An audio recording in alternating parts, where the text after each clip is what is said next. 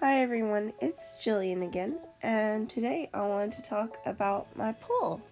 And yes, I bought a pool about 3 years ago. I had been working and saving up for a bit, and I had quite a bit of play money, and I wanted to do something fun, something nice for myself, something that I could enjoy for quite some time. A larger purchase, and I'd always wanted a pool, and I talked it over with my aunt, and she's one of these who's sort of like me, who's a water baby, and it sounded like a good idea because the pool that we had been going to, it was a nice public pool, but it was starting to get a little bit more rowdy. The lifeguards weren't watching the kids as well. That sort of thing. Well, pretty much by the end of the conversation with my aunt, I was pretty much convinced to purchase a pool, which it's a big purchase. So I started doing my research. And at least in the area of which I live, there's only like a couple of reputable companies that do pools. And I wanted a above ground pool because an in ground pool is like way more expensive. It's like triple the price, if not a little bit more. And that reduced my options even more.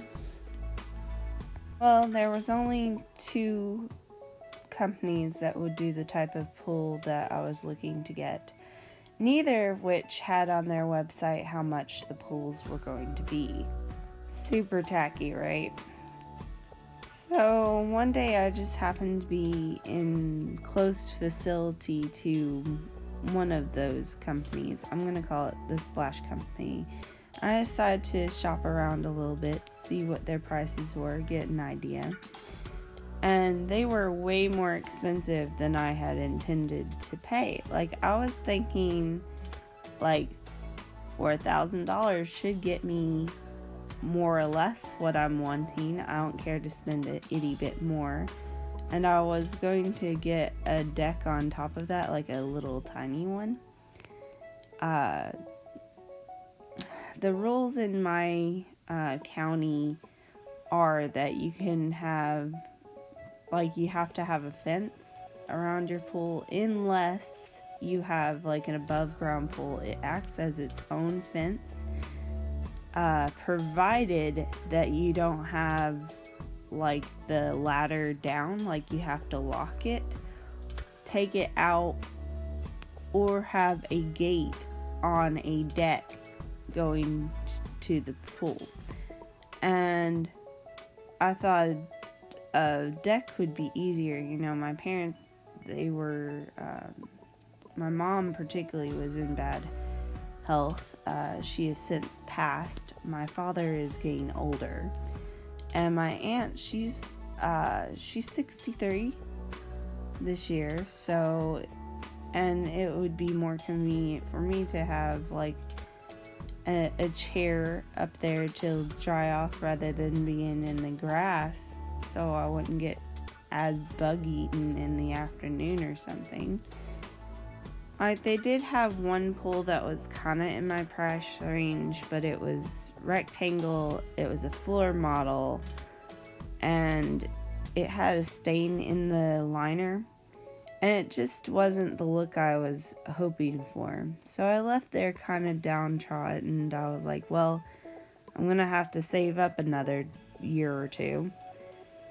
Or maybe get something else. And then I went to the second company like a week or so later just to see. My aunt had convinced me to try. I'm going to call the second company the pool company. They were really friendly and open, and they seemed very knowledgeable. They had one that would have been quite a bit under my budget, but it wasn't very good quality. Then they had one that was twice as much as I had intended to spend, maybe a bit more, but it had like a lifetime warranty on the pole, and I figured at that price point I might as well save up another year and get like an in-ground pole or something. And then they had the middle of the road one, which is the one I ended up with.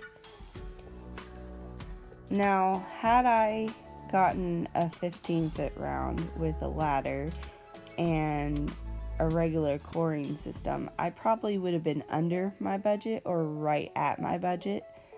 But of course, while I was getting stuff, I figured it would be easier to just get what all I really wanted, because I knew this thing was going to hopefully last me 10, 20 years.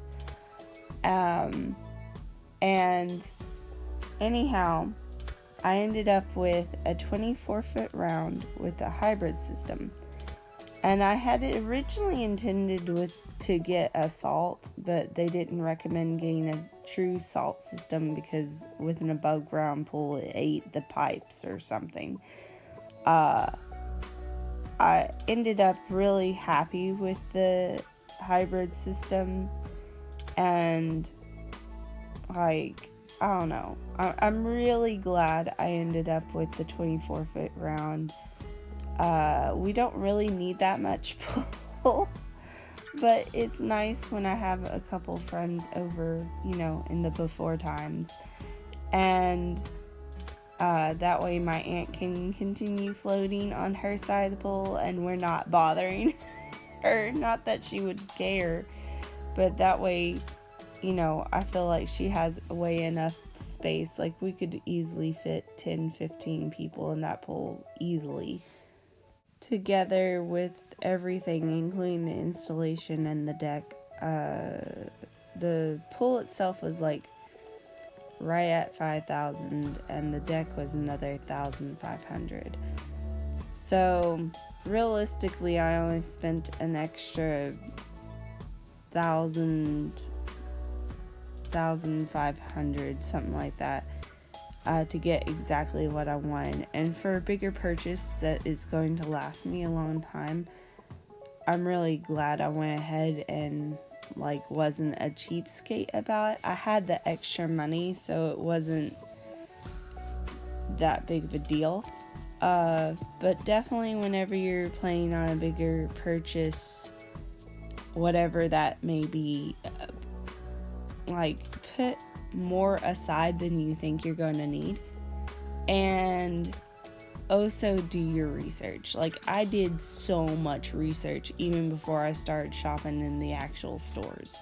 Before I decided to go to the stores to look at the prices, I had looked online and was like, okay, what kind of system do I want? What's the benefits of the salt system and the coring system, and what's the difference, and that sort of thing, and what's the difference between the wall types. I'd even looked at different liner types, not that I really had choice in that, not without paying a lot more.